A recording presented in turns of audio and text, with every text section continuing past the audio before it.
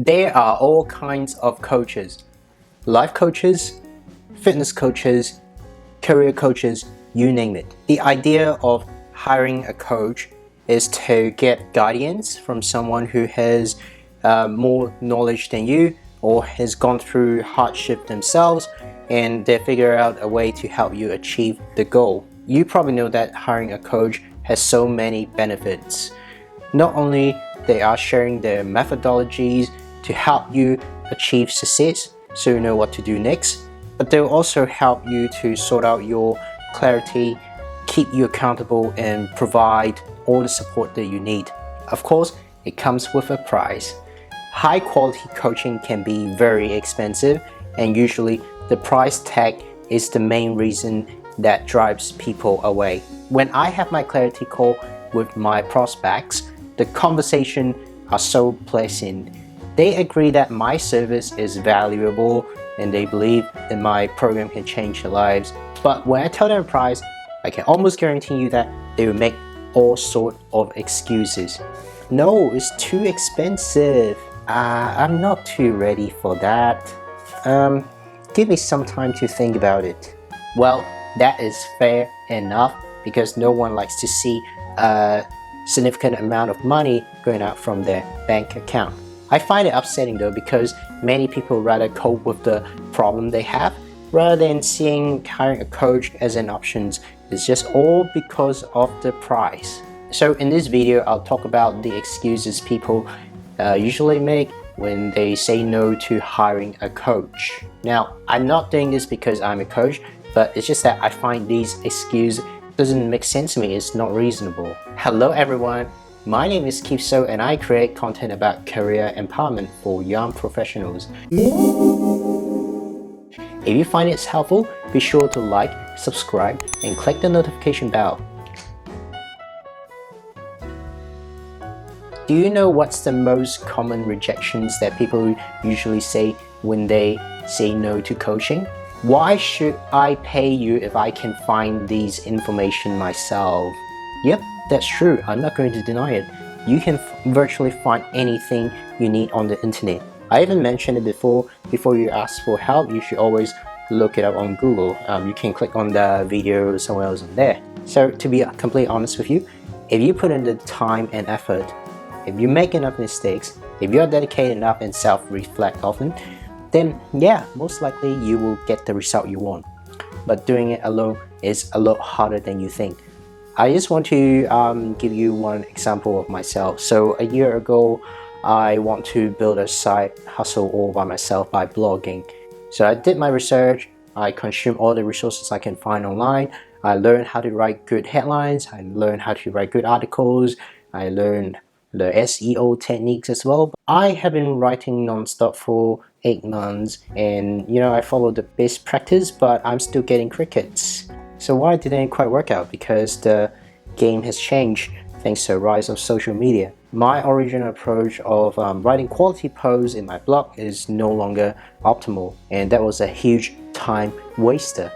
Another thing is there is too many information on the internet, and it's hard to tell which one is helpful and which isn't. You just can get overwhelmed so easily. I'll give you one example. Say you want to get rich, right?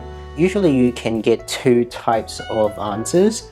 The first type of answer, some will say you have to live frugally and avoid unnecessary spending, such as paying $5 for your everyday morning coffee.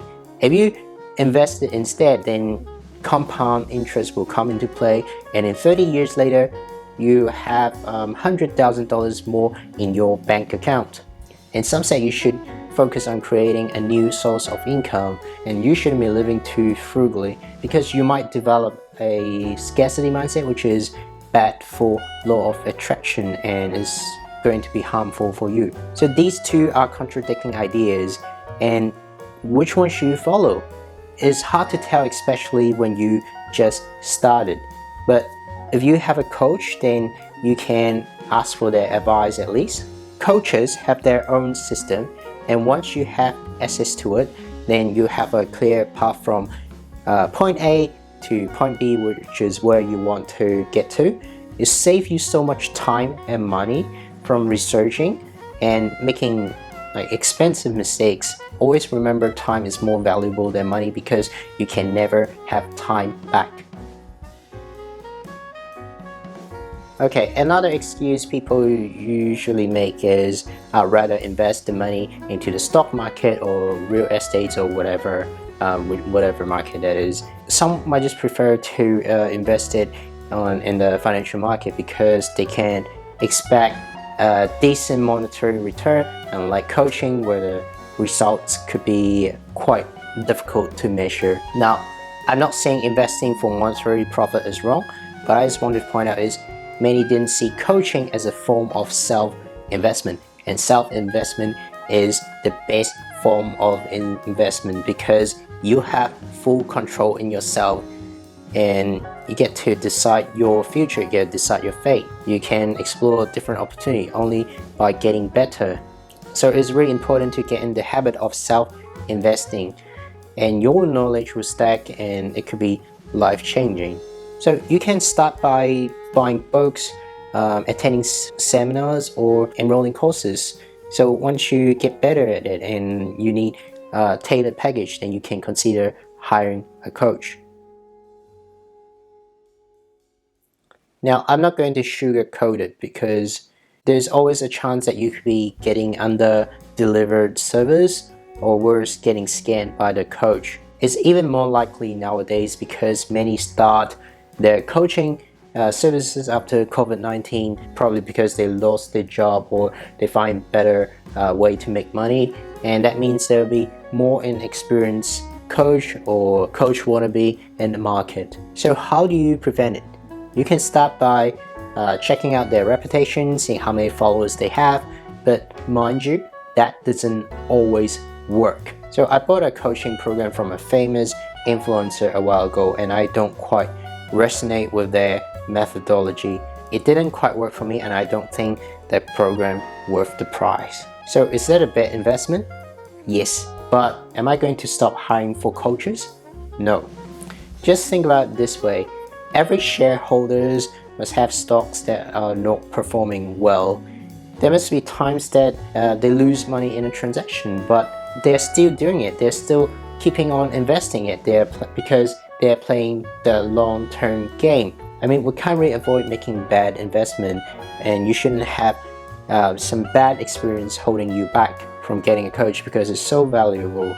So what I've learned from it is, instead of just relying on the reputation by seeing how many followers they have, you should definitely follow their social media and check out their free content. You want to know their personalities and their value. That'll definitely help you make the right decision. Now, in conclusion, I'm not saying that you must get a coach. Remember, coaching is not a necessity. You probably don't need it because you are probably really happy with your life, or you're just not financially or emotionally stable. Now, you have to understand that coaching requires a lot of dedication and commitment. If you're not ready, it will definitely be a waste of time and money. So what I think the problem is, a lot of people, they are not too happy with their current status and there's an urgency to change. So for those people, hiring a coach is the best option, right? I just think it is just a mistake to push that option away, or because of the price. And I think this is just not right. I don't think you should let the price holding you back because there could be so many benefits in it. When you see fit and coach, then you should really be excited on how the coach can help you, what you can achieve from that, rather than obsessed with the money going out. So tell me, are you going to hire a coach anytime soon? Or do you have any coaching experience that you want to share with me? I'm all ears. And again, thank you for watching, and I'll see you next week. Signing off.